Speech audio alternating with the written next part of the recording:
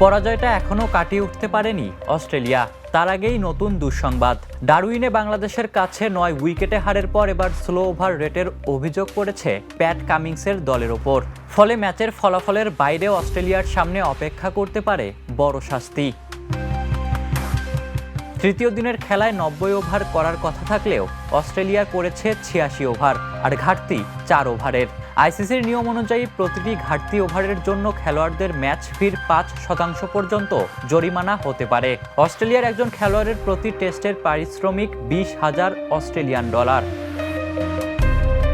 হিসাব অনুযায়ী 1 ওভারের জন্য একজনের জরিমানা দাঁড়ায় 1,000 অস্ট্রেলিয়ান ডলার। 4 ওভারের ঘাটতিতে 11 খেলোয়াড়ের মোট জরিমানা হতে পারে 44,000 অস্ট্রেলিয়ান ডলার, বাংলাদেশি মুদ্রায় প্রায় 38,38,000 টাকা।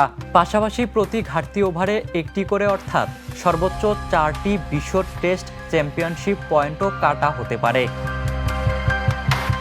তবে শাস্তি নিশ্চিত নয়। আইসিসির নির্দিষ্ট শর্ত ও ম্যাচের পরিস্থিতি পর্যালোচনা করেই সিদ্ধান্ত নেওয়া হবে। বর্তমানে 77.78% পয়েন্ট নিয়ে টেবিলের শীর্ষে থাকা অস্ট্রেলিয়ার জন্য তাই বাংলাদেশের কাছে হারার পর স্লো ওভার রেটের এই ঘটনা নতুন করে বড় চিন্তার কারণ। Ishtiaq Mahin, the news.